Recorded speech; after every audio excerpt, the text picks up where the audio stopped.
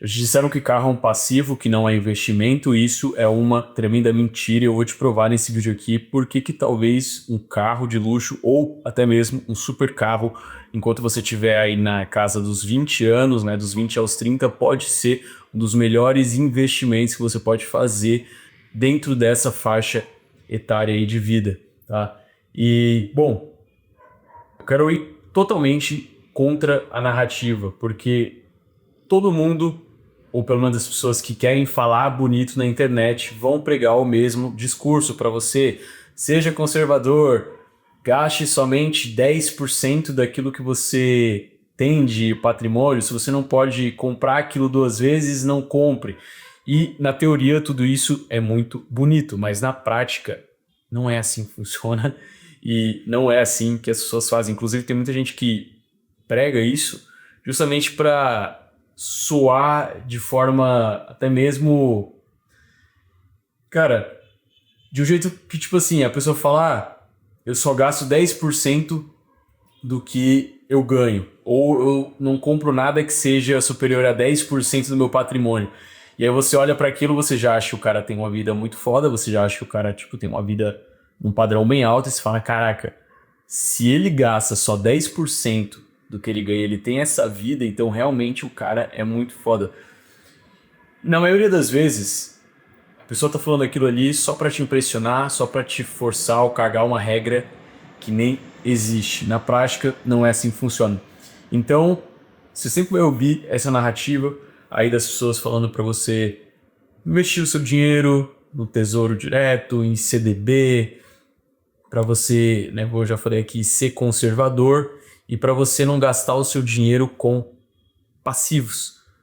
Só que qual que é a definição de um passivo e qual que é a definição de um ativo? Se a gente pegar essa definição ali na base teórica, o passivo é todo tipo de bem que vai te gerar prejuízo ao longo do tempo. E um ativo é todo tipo de bem que vai valorizar ou que vai te gerar lucros para você ao longo do tempo. Só que se você olha isso de uma forma crua, realmente você vai concluir que um carro é um passivo, porque a partir do momento que você compra um carro, ainda mais se você comprar ele 0 km na loja, pô, você tirou ele da loja, você já tem uma desvalorização ali que pode chegar até 20% do valor do carro. Fora isso, você tem vários impostos que você está pagando. Você também tem ali seguro, você tem manutenção.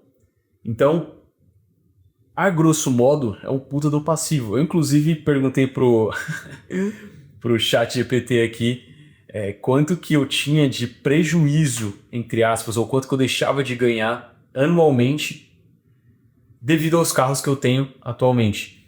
E ele me mostrou aqui com cálculo, né, pegando não só a desvalorização, mas como também a questão do quanto esse dinheiro poderia estar rendendo no investimento ali. Ele fez alguns cálculos de moderado a agressivo, mas em conclusão, tá? Eu, por exemplo, deixo de ganhar anualmente algo em torno de 800 a 1.200.000 reais só por ter os carros que eu tenho hoje.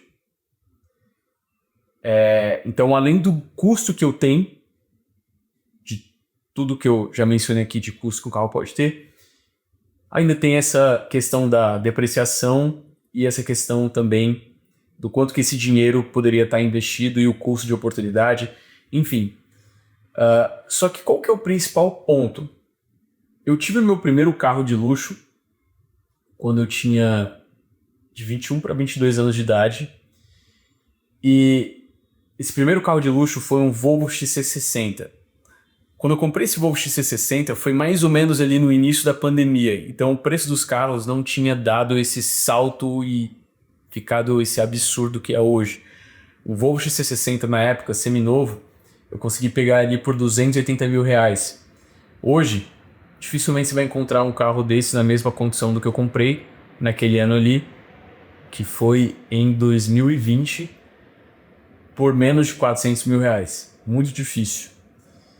E naquele momento que eu comprei aquele carro de 280 mil reais, eu tinha na conta, não só em uma conta, mas nas contas que eu estava movimentando ali, que eu estava rodando, as vendas de infoprodutos e que eu estava sacando as plataformas algo em torno, não lembro o valor exato, mas era algo em torno de 330 a 350 mil reais que eu tinha no total. E eu tinha mais outro valor ali nas plataformas de mais ou menos uns 280 mil reais para receber no fluxo de 30 dias.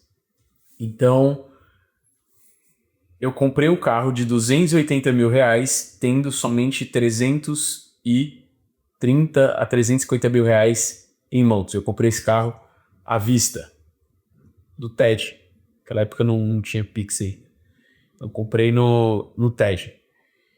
E naquele momento, eu tive uma atitude que, a grosso modo, foi uma atitude inconsequente, onde eu apenas analisei ali o meu desejo de possuir aquele carro e eu não pensei muito sobre as consequências. Pô, imagina se eu compro esse carro aqui e, sei lá, dá uma bucha, eu paro de faturar, ou então eu preciso de um dinheiro a mais para escalar determinada campanha, ou então o Gateway, a Hotmart, que na época eu rodava só na Hotmart, da Monetize, se não me engano, a Hotmart trava meu saque, como chegou a acontecer nesse mesmo ano. Não sei se foi nesse ano ou se foi no ano seguinte, mas eu sei que a Hotmart, no período ali bem próximo, chegou a travar meu saque no valor bem alto que tinha de saldo ali na plataforma. E naquele momento eu tomei essa atitude, foi uma atitude realmente inconsequente, só que eu não me arrependo nem um pingo. Por quê? Eu ter comprado aquele carro naquele momento, antes de eu ter encontrado um lugar melhor para morar, antes de eu ter investido em outras coisas, mas simplesmente pelo fato de eu ter realizado um sonho, de eu ter experimentado o que era possuir aquele carro com aquela idade, me fez entrar numa frequência, num estado de vibração, de vontade e de motivação que posteriormente me fez ganhar muito mais dinheiro. Então, não é algo que eu quero que você leve ao pé da letra. Isso é uma experiência que eu estou contando que aconteceu comigo e que, na maioria dos casos, é o que acaba refletindo. Então, essa questão do símbolo, tá? Que um carro pode ter na sua vida, ou que um bem material, que algo pode ter na sua vida, ela vai muito além de somente um gasto quando você faz isso de forma consciente, quando você mantém a pegada, mantém o sangue nos olhos e mantém a clareza de onde você ainda quer chegar. E quando você tem um carro nessa faixa etária, e lógico, um carro de luxo, um carro que as pessoas vão olhar na rua e vão falar, esse não é qualquer carro, esse é um carro caro. Quando isso acontece e você é novo, você está dentro dos 20 aos 30 anos, você acaba tendo uma experiência que, com esse mesmo carro, na próxima década ou depois de 2 décadas, como muitos costumam se orgulhar de falar, eu vivi por tanto tempo na baita de uma mesquinharia. Tinha um Renault batido, um Toyota, um Corolla, aquele carro, enfim, e vim comprar esse carro só agora, que já tenho 50 anos de idade. Tá, beleza, legal. Você tem uma história bacana. Mas você nunca vai saber o que é você estar ali na faixa dos seus 20 anos de idade e ter a sensação de descer desse carro e todo mundo olhar e se perguntar o que esse cara tá fazendo com esse carro tão novo. Ou ter a sensação das pessoas perguntarem na rua, pô, esse carro é do seu pai, né? Bacana. Então, beleza. Tem coisas que você pode fazer depois, que você pode ser até mais consciente para fazer depois. Só que tem períodos da sua vida que certamente não vão voltar. E tem experiências, inclusive, que com o passar do tempo, elas ficam cada vez mais caras. Isso é muito bem elucidado e exemplificado no livro Die with Zero, ou Morra Sem Nada. Esse foi um livro que eu li no começo desse ano. Na verdade, cheguei a ler 2 vezes já, né? Mas eu li ali mais ou menos de agosto do ano passado, li de novo em fevereiro desse ano, de 2025, e mudou muito minha percepção, porque eu já vivia tendo essa noção de que certas experiências elas são mais impactantes em determinados momentos da sua vida, só que eu ainda não tinha a noção de que essas mesmas experiências, muitas vezes, elas vão ficando mais caras conforme o tempo passa, porque não se trata mais só de dinheiro, se trata do momento que você está vivendo, da vitalidade que você tem, da experiência que você vai ter vivendo aquele fato, tá? Então, essa questão do carro, eu trouxe aqui para esse vídeo, mas na verdade é só um exemplo, é só um elucidativo daquilo que eu quero passar, ou da mensagem que eu quero passar muito além para vocês nesse vídeo aqui. Por quê? Porque se tem uma coisa que você nunca vai se arrepender, nunca, em hipótese alguma, é de investir em você mesmo. E tem muitas pessoas que acham que investir em si mesmo é quando você faz um investimento, por exemplo, numa mentoria, quando você faz investimento em cursos, quando você faz investimento num mastermind. Cara, isso é o clichê. Investir em você, tá? Em você melhorar a sua aparência, gastar dinheiro para melhorar a sua aparência, em você se vestir melhor, em você usar coisas melhores, em você se alimentar de alimentos com maior qualidade, em você contratar um chefe particular para cozinhar para você, ou uma cozinheira que seja, dependendo do quanto você estiver podendo gastar com isso, tá? E você investir em experiências diversas, viagens, novas culturas, hotéis 5 estrelas ao redor do mundo. Então, isso é investir em você mesmo. Não só esse papo de mentoria, consultoria, terapia e mastermind. Isso é, sabe, o básico do básico. Então, sempre que você investir em você mesmo, em tudo isso que eu acabei de falar, você jamais vai se arrepender. E eu sei do que eu tô falando porque eu já investi em muita coisa, eu já me arrisquei em muita coisa, eu já perdi dinheiro em muita coisa mesmo. Às vezes vocês veem a minha vida e falam, o cara só acerta, o cara é uma máquina, ele tem a capacidade de prever tudo que vai acontecer. Porra nenhuma. A única questão é que muitas vezes eu errei 100, 200, 300 vezes mais do que você tentou. E lógico, se eu for parar para contar as vezes que eu errei muito mais do que eu acertei. Só que também quando você acerta, cara, é aquele acerto que, apaga todos os seus erros, encobre todos os seus erros. Então é assim que funciona. E diante desse contexto, falando aqui dos erros em relação a onde eu já coloquei meu dinheiro, aonde já investi o meu tempo, eu sempre que eu investi o meu tempo e o meu dinheiro em mim mesmo, eu nunca me arrependi. Nunca tive remorso de falar,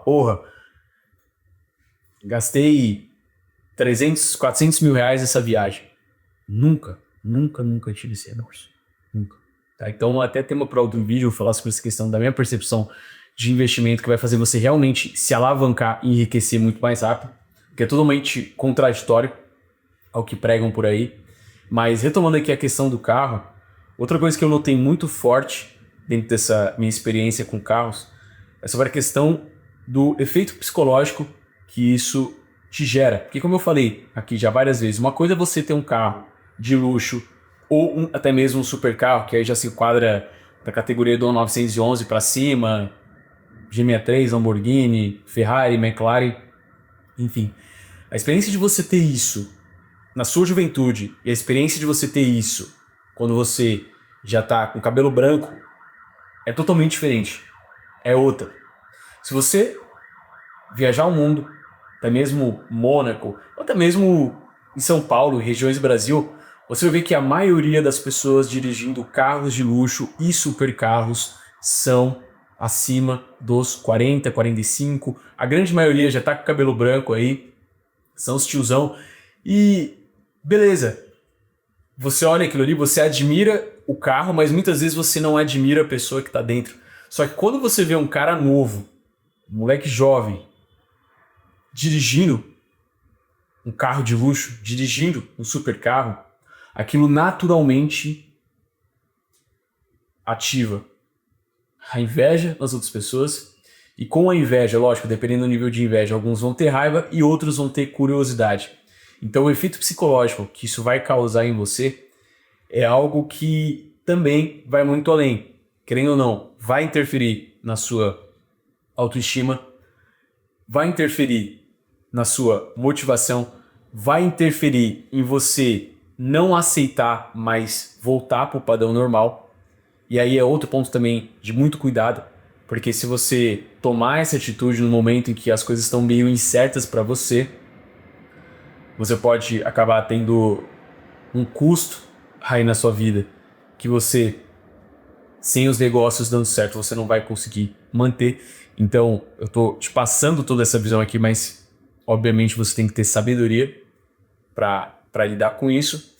E o que eu mais senti inicialmente quando eu conquistei ali meu primeiro carro de luxo foi que aquele carro, sempre que eu andava nele, diariamente, era um lembrete diário para mim de que eu não tinha nascido para ser ou para fazer parte da massa. Para mim isso foi o mais impactante ali naquele momento. Então, assim, realmente, o carro ele não é mesmo um investimento.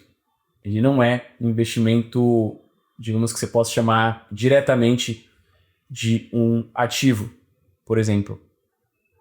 Mas para quem entende de branding, para quem entende de autoridade, para quem entende de mentalidade, até pela questão também do networking, quando o seu networking ainda não está muito bem consolidado, onde os seus resultados não estão mais dentro do óbvio ou ali em cima da mesa, ou ainda não estão, na verdade, no óbvio ou em cima da mesa, tudo que